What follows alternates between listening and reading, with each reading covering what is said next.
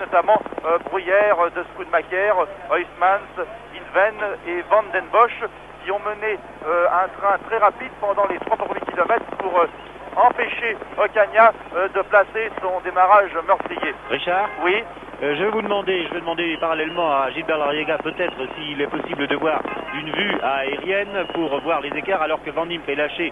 Seul reste en tête pour l'instant Poulidor, Merckx et Ocaña, le trio des favoris pour cette étape. Rappelons que Poulidor avait remporté cette épreuve en 65. Pour l'instant, il ne nous est pas possible de vous montrer l'écart, mais je crois par contre, Richard, car nous sommes quand même encore à quelques 10 km du sommet, que nous pourrons aller un peu derrière, voir l'effort de Gimondi et pourquoi pas l'effort d'Agostino tout en réussissant un pointage au bord de la route. Alors je vous rends l'antenne pour ce pointage. Je pense que nous allons pouvoir voir Gimondi à l'arrière, Agostino et pourquoi pas Guimard s'il n'est pas trop loin. Oui, effectivement, je pense que dans quelques instants, je suis d'accord avec vous, nous irons voir derrière ce qui se passe. En ce qui concerne Guimard, je pense qu'il est déjà trop tard. Guimard est beaucoup trop loin maintenant pour que nous puissions aller le voir. En revanche, nous irons voir Agostino, Gimondi, Thévenet, que j'aperçois là-bas à 200-300 mètres. Et vous avez pu voir il y a quelques instants que Van Impe avait été définitivement lâché. Plus que 3 hommes en tête, les 3 grands favoris de ce Tour de France. Vous voyez, dès que la route s'élève, on retrouve les 3 numéros 1 de ce Tour de France. Le numéro 1 en fait Merckx, le 76 Poulidor et le 62 Ocaña. Derrière toujours Van Impe et un peu plus loin Agostino et Gimondi.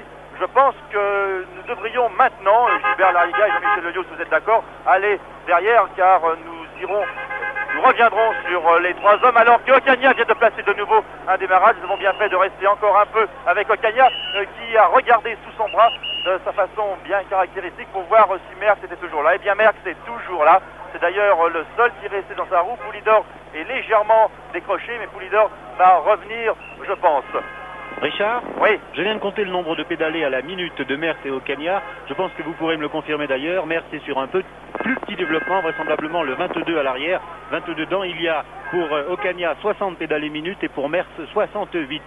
Donc pour l'instant, Ocaña emmène un développement plus conséquent que Merckx. Et Poulidor revient maintenant, lui qui avait triomphé, rappelons-le, en 67, qui connaît bien ce Ventoux et qui se réserve peut-être laissant ainsi les 2 favoris de cette étape, Merckx et Ocaña, en découdre à l'avant alors que tous les autres sont peut-être lâchés. Grâce à l'hélicoptère, voici maintenant l'écart. Vraisemblablement juste derrière Félix et Gimondi, mais également ceux qui appartenaient tout à l'heure à ce groupe de tête, à savoir le petit Van Impe qui a été l'un des derniers lâchés, à savoir également Zotemelk et Thévenet. Peut-être maintenant pourrons-nous faire l'écart avec les hommes de l'arrière en allant voir justement ce qui se passe derrière Ocaña et Poulidor.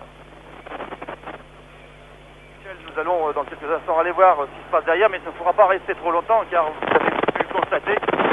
Ocaña plaçait un démarrage pratiquement tous les kilomètres. Il en a déjà placé 4 ou 5 depuis le début de l'ascension. Et pour l'instant, toujours les 3 coureurs de front. Poulidor à gauche, Merckx au milieu et Ocaña à droite. Le fait que Merckx soit au milieu ne signifie pas que les 2 autres coureurs, c'est-à-dire Poulidor et Ocaña, se coalisent contre Merckx, absolument pas. Et si les 3 hommes roulent de front, c'est pour s'impressionner mutuellement, pour faire croire à l'adversaire que l'on marche mieux que lui, que l'on est plus fort que lui. Et on vient à sa hauteur, on essaye de placer un quart de roue avant la roue avant de l'autre. C'est ce qu'essaye de faire actuellement Merckx pour tenter d'impressionner Luis Ocaña. Luis Ocaña qui va, je pense, dans quelques instants placer de nouveau un démarrage. Poulidor qui monte de sa façon bien caractéristique et vous reconnaissez toujours sur ce pédale alors que Merckx et que Ocaña, eux, ne quittent pas la selle de leur vélo. Poulidor est le seul à monter en danseuse, comme on dit. Comme vous l'avez dit très justement, et vous avez pu le voir tout à l'heure, Luis Ocaña utilise un plus petit développement de Merckx. Je ne donnerai pas de chiffres, je ne sais pas quelle est la denture utilisée par ces hommes, mais ce qui est sûr, c'est qu'effectivement, Luis Ocaña, qui est précisément un spécialiste de la montagne, utilise une façon plus petite que Merckx, qui est lui un coureur complet. Richard? Un développement intermédiaire. Et derrière, Van Impe toujours, mais maintenant très très loin. Alors, je pense là que nous devrions aller voir très rapidement ce qui se passe derrière. Je pense que si Jacques Aviron m'entend et si Gilbert Lariega m'entend, eh bien, nous allons aller voir derrière ce qui se passe. Un nouveau démarrage là de Raymond Poulidor. Un faux plein pour